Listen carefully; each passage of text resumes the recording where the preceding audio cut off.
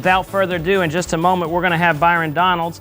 And again, there are several candidates who have had the opportunity to come on board and be part of a live political forum. Well, we have extended that invitation to all of them and are waiting to hear back for the July 28th live political forum. But since Byron has won all the current straw polls, I thought, you know what, he sounds intriguing, and let's hear a little bit more from him.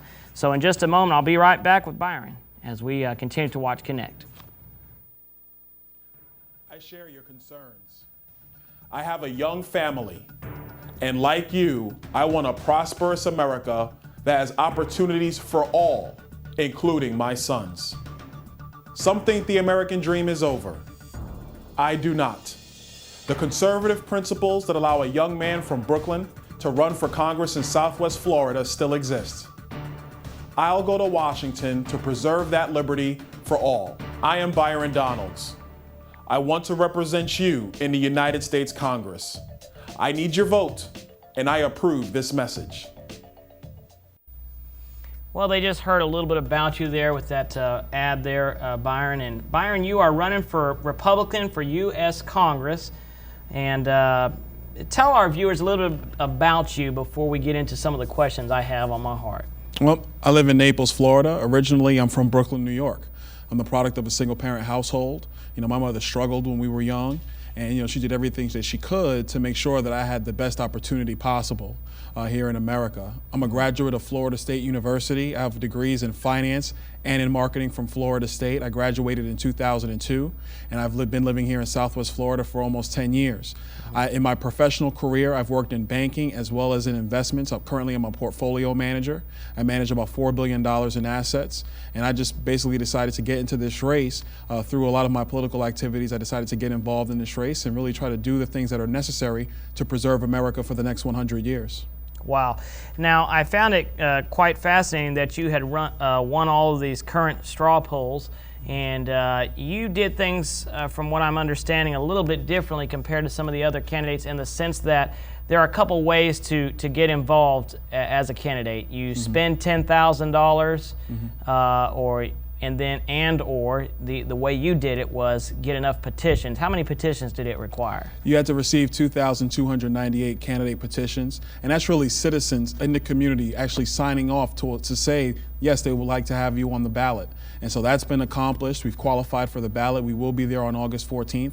And now the real heavy lifting begins, getting out there campaigning, taking your message to all voters so they can choose the best candidate for this congressional district. Right, and I just want to say again that WRXY does not endorse any particular candidate. Again, you will have that opportunity to make that decision July 28th, but we are waiting. I know you have confirmed that you're going to take part of that, and we're awaiting some of the other candidates to see if they're going to participate. But going forwards, again, since you won all those straw polls, I said, man, I've got to see what you're about and share with our viewers. And I come to find out, number one, you're a believer in Jesus Christ. Tell us about your faith. Actually, I became a born-again Christian in 2001. It was actually one of the most miraculous times of my life. I still remember it like it was yesterday. I was actually a waiter in Cracker Barrel at the time, and there was a church group that came in, and they were a revival ministry, and the Lord had been dealing with me at that time and was just saying, listen, you just need to come on and follow me. And so I'm rolling silverware on the silverware line, and the Lord's just like, no, just go out there and talk to those ladies. So I did. And, I obeyed. I went out there and they prayed over me, and I gave my life to Christ at that point in time in 2001.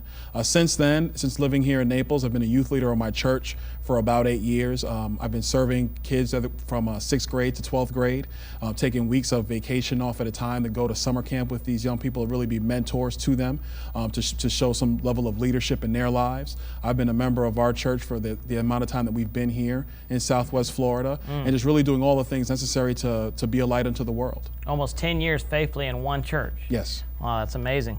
Now, let me ask you this. There's a lot being said about contraception and religious freedom. There's issues about fairness doctrine as it relates to Christian media and the fact that other faiths would like to have equal airtime or they shut it down, that kind of thing. What do you know about that, and what are your views? Well, what I know about the fairness doctrine is that is an agenda by some people in politics to make sure that they have equal time amongst all views.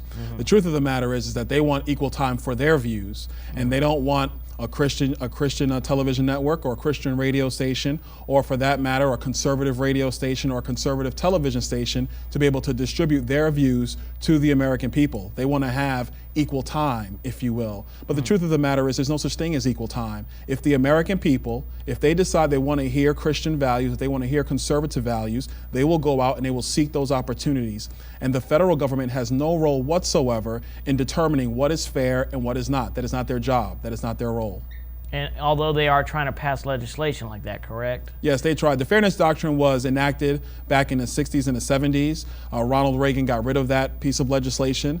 And for some time now, the liberals in our society have decided that they want that kind of fairness, if you will, back in media. But the truth is, if you try to enact fairness, who's going to be the arbiter of this fairness? In my view, there's only one person that is the arbiter of fairness. It's not really a person. That's God the Father. Other than that, we the people just have to live in harmony with one another to our best ability. Well, great. Well, I appreciate you sharing your views with our viewers and with me here. Now, on taxes and the economy, everyone's saying jobs, the economy. What are your views on that? I believe that the current federal income tax code is immoral. I think it reaches its hands into the pockets of our average citizens on the 1st and the 15th. It has no respect for their labor, and I think it's something that must be changed in America. I support the fair tax, which is a simple consumption tax on all new goods here in America. It will allow all people to keep the fruits of their labor. It will get rid of the corporate income tax, the dividends tax, the capital gains tax, the death tax, the payroll tax, the withholding tax, and the income tax. If you make $30,000 a year, you would get $30,000 a year from your employer.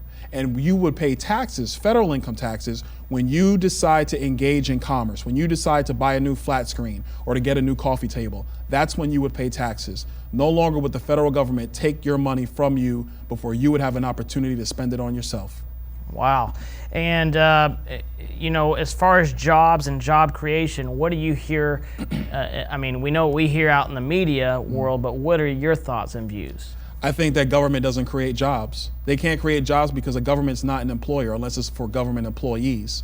If we really want to have an economy that is growing to create the jobs that we need, we have to be able to have sound economic policy and tax policy that allows capital investment to come here to America. Right now, we have the highest corporate income tax rate in the world. If you're a business and you have a choice of doing operations here or in Panama, more than likely you're going to choose Panama, because they have a lower tax rate, they have a lower regulatory burden. It's not 1950 anymore. America does not corner the market when it comes to industrialization and manufacturing anymore in the world. Companies have the opportunity to do that in many countries. So it is time that America gets competitive with regards to our tax policy and our economic policy so we can grow the economy. When that economy grows, capital will come to America. It will allow businesses to grow and new businesses to form, and that is what creates the jobs that we so desperately need. Do you also believe that's a catalyst for debt reduction, spending and debt reduction? I absolutely do. If you look at the big argument in Washington is we have to find more revenue. And some politicians think you find more revenue by raising income taxes. Well, that's not the truth at all. If you look back, going back to 1960, the federal government receives about 18% of the gross domestic product in tax revenue. That's no matter if it's George W. Bush, if it's Bill Clinton, if it's George H.W. Bush, Ronald Reagan, Jimmy Carter, Gerald Ford. It does not matter who was president or what the tax rates were. On average, the federal government receives 18% of the gross domestic product in revenue. So if you need more revenue to begin to pay down our debts, you have to do two things. Number one, you allow capital to come to America, and that's what the fair tax will do for all people. Okay. And it will grow our economy so that 18% of revenue is now a part of a larger pie. That goes directly to paying down the debt. But the second thing you do is you have to begin to cap spending and change the way we budget in Washington. I also support ending baseline budgeting. If you're not familiar with what baseline budgeting is, share with our viewers. Oh, sure. The federal government's budgets increase automatically between 5 and 8% per year, just because. They just automatically increase. Wow. Nobody's budget operates that way. Your budget doesn't operate that way. No. The viewers at home, their budgets don't operate that way, but the federal government's does. We need to end baseline budgeting so that spending remains flat over the out years. So then the Congress is responsible for how much money is actually being spent in Washington. That's step one. Step two, you go to cut, cap, and balance, or some form of balanced budget amendment that ties spending to the gross domestic product. If you remember when we were talking about revenue, Sure. the government receives 18% of the gross domestic product in tax revenue. So why is it that we're spending 25% of the gross domestic product when the government will never receive that kind of money to take care of its spending? We have to decrease the amount of spending, we have to cap it, we have to change the way we budget, and then if we grow the economy, that will create the additional tax revenue to begin to pay down our $16 trillion debt. Wow. Now, what are your views as it relates to health care? Well, first and foremost, I think the president's health care plan must be repealed. You cannot mandate that as individual citizen buy something. That is not the role of the federal government. It does not have the authority to make you buy anything, no matter if it's in your best interest or not. That is not the role of the federal government. So it is my opinion that the Supreme Court will get rid of the entire law. But once that's happened, major healthcare reform is still needed. Right now, we deliver healthcare based upon a model from the World War II. When our men went off to war in World War II, our women went into the workforce, and everybody was scrambling to figure out how to insure these women who are now working and their children. And so the solution was, well, let's have businesses do it. And we've never changed it. The reason why healthcare costs continue to increase is because we're spending other people's money on other people. If you're an employee, you're not paying the cost of healthcare. Your employer is. So you have no care and concern for those dollars. You know, my healthcare reform is based upon a simple principle. It's how we spend money. Milton Friedman, Nobel Prize winning economist, said there are 4 ways to spend money. The most efficient way is when you spend your money on yourself. The most inefficient way is when you spend other people's money on other people. And that's how we give out healthcare today. So if you're gonna have healthcare be efficient, you have to do a number of things. The same tax benefit that a business owner has to provide insurance, you remove it from the business owner and you give it to the individual. You allow people to buy health insurance across state lines with their own money. The reason why that will work, because it happens in consumer electronics.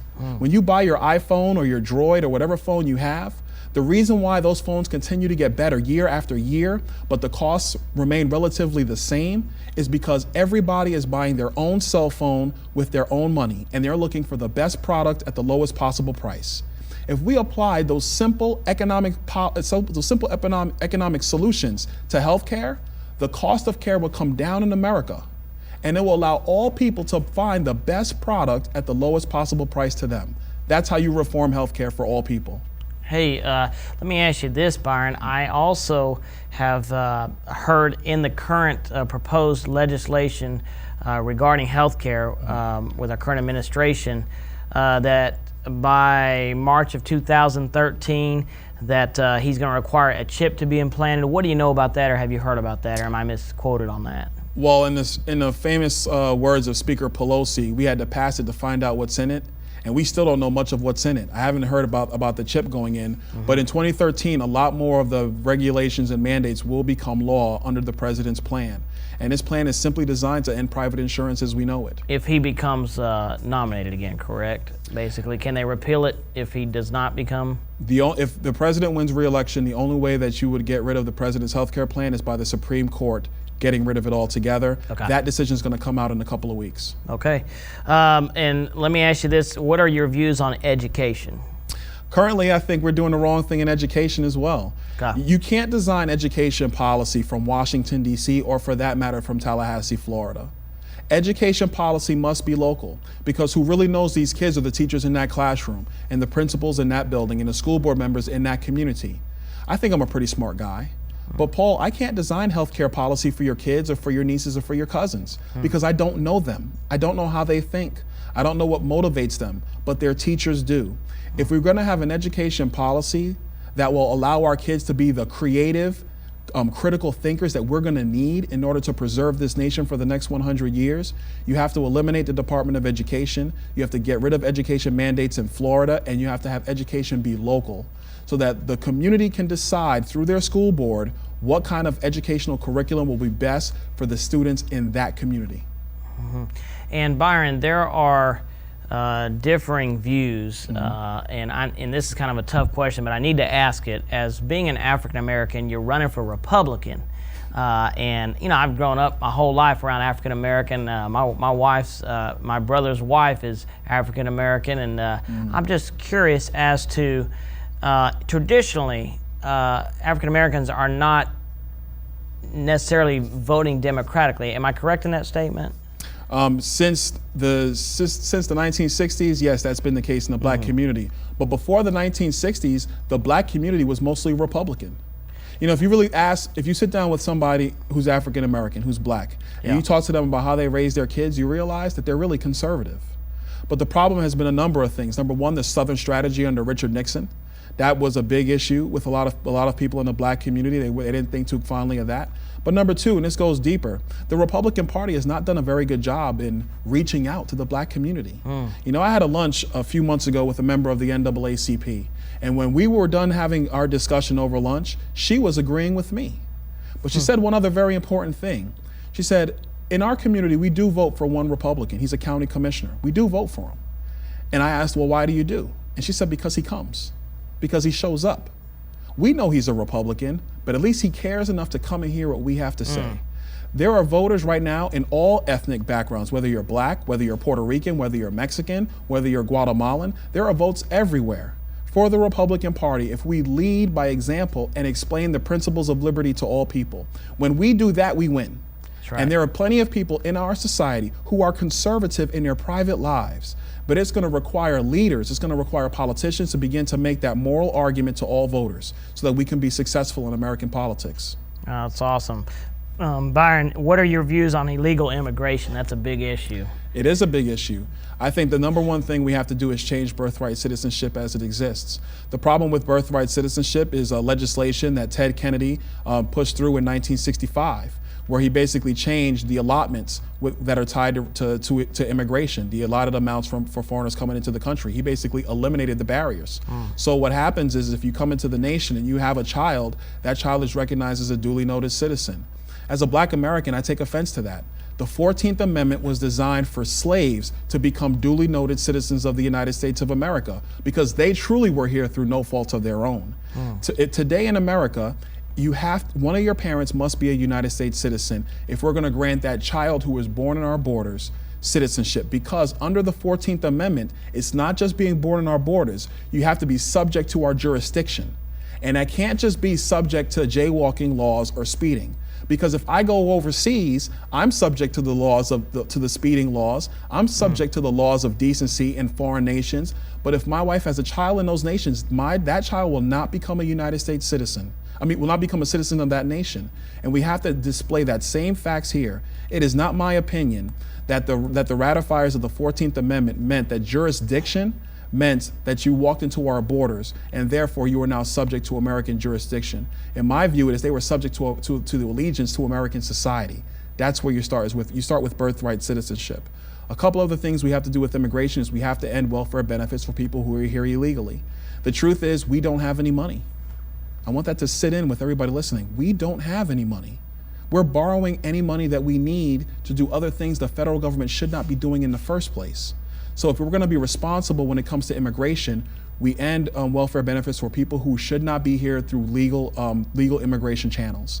The last thing I would do is have a guest worker program. We already have a couple. That needs to be streamlined. If you can demonstrate an ability to provide for yourself and be here in America, we want you to stay. Absolutely. We want you to stay and work and be a productive member of our society. However, if you're living in the shadows and then you're becoming an appendage to the federal government, we do not have the money for that. And as a society, we should not tolerate that. There's nothing wrong with that. There's nothing selfish or stingy with regards to that thinking. That's common sense that actually lays out fair ground rules for all people so they can come to America through legal immigration channels. Okay, all right, and we've got a few more minutes here, sure. Byron. What are your views on entitlements? I think we have to have major reforms in Social Security and Medicare. Listen, the first thing is we have to raise the retirement age. The truth is that when we started these programs, there were far more workers than there are today. Right now, on Social Security, there are 3 workers for every 1 beneficiary. When we started Social Security, there were 15 workers for every 1 beneficiary. So mathematically, the program will not last as long as retirement is at age 65. We have to raise that age. The second thing I would do with Social Security is go to a private account system similar to what they did in the country of Chile, the Chilean model. They went to that system 30 years ago. The people in Chile have more in their Social Security retirement account than we do in ours, and they've paid it at a lower rate. The real truth is there is no money in Social Security. Current workers are paying current benefits. The Treasury just sends the Social Security Administration IOUs. With respect to Medicare, the retirement age for that needs to rise as well. And we also have to go to a premium support process, similar to what Paul Ryan and Ron Wyden, the Democrat senator of Oregon, have come together in agreement on. That's a good first step with Medicare. We need to do those things. With respect to Medicaid, that's tied back to insurance overall. We have to reform the delivery system in healthcare to lower costs so we don't have so many people on Medicaid. Medicaid is a big problem to the state of Florida and, quite frankly, all state budgets. And also delving that in with the president's health care plan with Obamacare. If the president's health care plan is allowed to remain, it will blow up the Medicaid portion of all states' budgets. It's designed to do so. So there's a lot of reform that has to be done with respect to health care and to entitlements in this nation. All right. Well, I appreciate you taking the time out of your busy schedule to join us. Again, our viewers of the Christian Television Network, WRXY, will have an opportunity, God willing, that all the candidates will respond to their invitation for a live political forum on July 28th. I know that you have, so we'll be airing something, and we'll definitely keep our viewers informed about that. And I appreciate you taking the time out. If they can just show your information, they want to find out more about your campaign. Sure. Go to my website at byrondonalds.com if you want to find out anything about our campaign. Okay. Get on board. If you like what we say, follow me on Twitter at ByronDonalds. Okay, great. And that information is there on the screen. And Byron, again, thank you for coming out and sharing your views. And I can see why that you've won the last all those straw polls out there. And I just wish you well. And any parting words as far as what you plan to do once you get into to Congress there, should that opportunity present itself to you? Sure. For me, it's all about being a champion for liberty. We have to begin to explain to all people that individual liberty, that limited constitutional government, is the foundation that creates everything we see around us. That is what will preserve America for the next 100 years. And our next congressman must be a champion for those ideals. I am pledging myself to be that champion for the American people. Well, we wish you well. All right, God bless you. And well, in just a moment, you're getting ready to hear from Pastor O'Neal Dozier, who has served on several campaigns, as well as a former NFL player and a senior pastor of a wonderful church in Pompano Beach. We'll hear from him in just a moment.